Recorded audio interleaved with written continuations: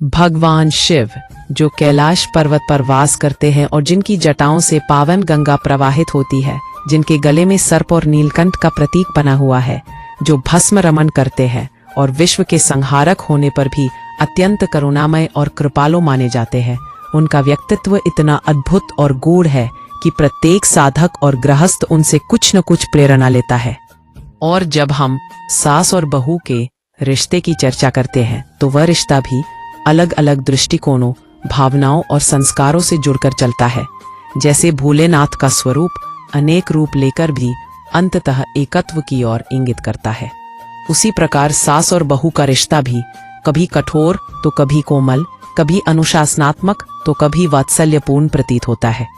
और यदि इस पूरे रिश्ते को भगवान शिव के जीवन दर्शन से देखें तो यह समझ में आता है कि जिस प्रकार शिव संयम, धैर्य और गहन साधना के प्रतीक है, वैसे ही गृहस्थ जीवन में बहू का धैर्य और सास का संयम एक दूसरे के पूरक बन सकते हैं।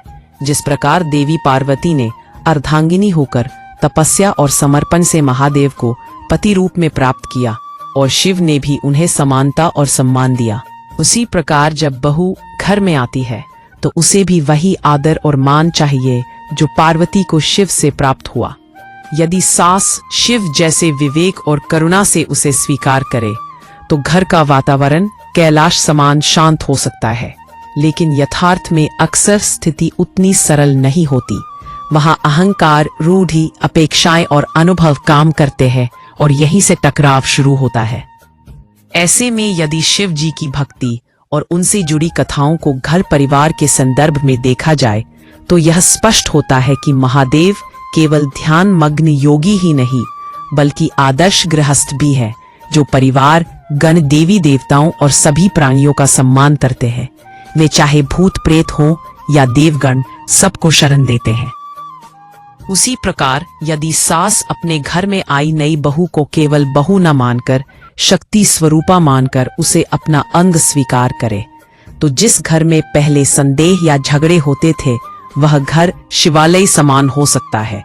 और यदि बहू अपनी सास को दुश्मन या आलोचक न मानकर उन्हें माता के रूप में समझे तो जिस प्रकार पार्वती माँ का स्वरूप है, उसी तरह सास भी परिवार की जड़ें और परंपराएं संभालती हैं।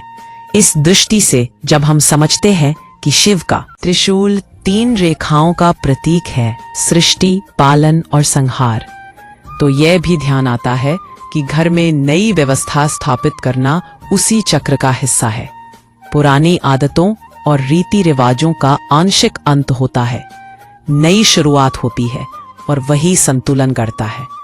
इसलिए जब सास इस परिवर्तन को खुले हृदय से स्वीकार करे और बहू इसे सांस्कृतिक धरोहर मानकर अपनाए तो दोनों का आपसी रिश्ता शिव पार्वती की तरह अर्धनारीश्वर के रूप में संतुलित हो सकता है, जहां कोई छोटा बड़ा नहीं बल्कि एक दूसरे के बिना अधूरापन होता है। और यही संदेश महादेव हमें प्रत्यक्ष रूप से देते हैं कि जीवन में चाहे कितनी भी विविधता और विरोधाभास क्यों न आए, वह विरोधाभास ही अंततः पूर्णता को गढ़ता है। ठीक वैसे ही जैसे शिव विनाशक भी है और मंगलकारी भी, क्रोध भी रखते हैं और करुणा से भी परिपूर्ण रहते हैं, तांडव करते हैं तो उसका अर्थ केवल विनाश नहीं बल्कि सृजन की तैयारी भी है। इसी तरह यदि कभी सास बहू में विवाद या कटुता होती है तो उसे अंत समझ लेना भूल है, बल्कि वह नए विश्वास और नए स्नेह की शुरुआत का अवसर भी है। और यह तभी संभव है जब परिवारजन मिलकर शिव आराधना के भाव में जीवन देखें, मन में यह धारण करें कि यह जीवन भोग की बजाय योग है, जहां हर संबंध एक अवसर है साधना का, जहां सास और बहू शिव और शक्ति के 2 पहलू हैं जो साथ मिलकर घर का समस्त वातावरण ऊर्जावान बना सकते हैं। और यही कारण है कि शास्त्र कहते हैं कि जो भी परिवार शिव की आराधना करता है वहां सौहार्द और शांति स्थायी हो जाती है और उस घर में आने वाली बहू भी गंगा जैसी पवित्रता और सहनशीलता का गुण ला सकती है। वहीं सास हिमालय जैसी धैर्यशील और दृढ़ता वाली हो सकती है। और जब दोनों साथ हों तो घर कैलाश समान स्थिर और सुखमय परिवार के रूप में स्थिर रहता है, क्योंकि भगवान शिव का चरित्र हमें यही सिखाता है कि साधना केवल जंगल या हिमालय पर बैठकर नहीं होती, बल्कि परिवार, रिश्तों और जिम्मेदारियों में डूबकर भी सच्चा योग सिद्ध किया जा सकता है। क्योंकि योग केवल ध्यान का नाम नहीं, बल्कि अलग अलग व्यक्तित्वों को जोड़कर एकत्व बनाने की प्रक्रिया भी है। और यही बंधन तभी संभव है जब दोनों पक्ष एक दूसरे को समझें, झुकें और सम्मान दें। जैसे शिवजी ने पार्वती को हमेशा सम्मान और अधिकार दिया और कभी उन्हें गौण नहीं माना, वैसे ही सास को भी बहू को केवल गृहस्थी निभाने वाली नहीं, बल्कि जीवन साथी के समान अधिकार देने वाले बेटे की सहचरी मानना चाहिए। और बहू को भी सास के अनुभव और जीवन की कठिनाइयों को देखकर उन्हें गुरु और माता के रूप में स्वीकारना चाहिए।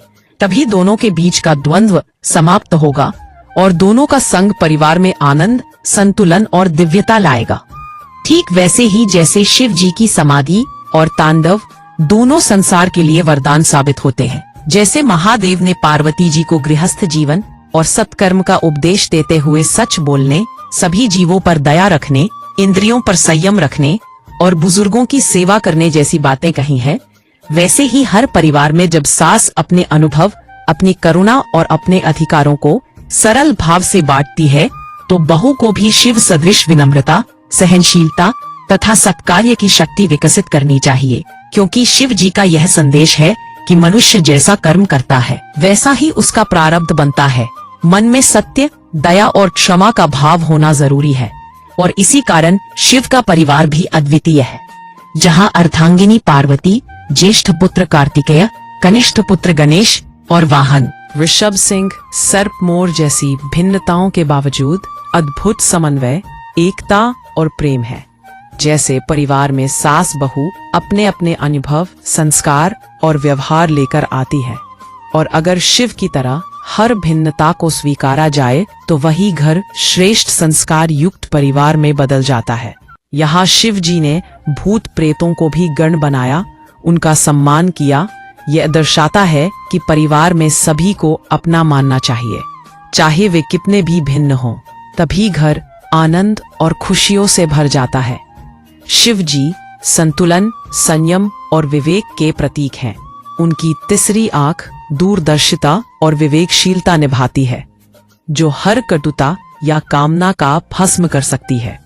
सास को चाहिए कि वह बहू को अपने परिवार की शक्ति माने। बहू को चाहिए कि वह सास की कठोरता को अनुभव के रूप में समझे और दोनों मिलकर अपने घर को शिव परिवार जैसी ऊर्जावान, संस्कारित और शुभ कर्मों से युक्त भूमिका दें। शिव जी का संदेश है कि आत्म कल्याण और परिवार कल्याण संभव है, बस शुभ कर्म और समर्पण जरूरी है। ठीक उसी प्रकार जैसा भगवान शिव ने अपने आचरण में दिखाया। सास बहू के संबंध को शुभ कर्म, विनम्रता, सहनशीलता और प्रेम की धाराओं से सींचे तो परिवार एक आदर्श संस्कार भूमि बनता है। जीवन की चुनौतियां आई, जैसे हिमालय पर संघर्ष, श्मशान पर निर्भयता, गंगा की पावनता, तो शिव तत्व के आदर्श अगर सभी अपनाए तो घर परिवार शिवालय बन जाता है।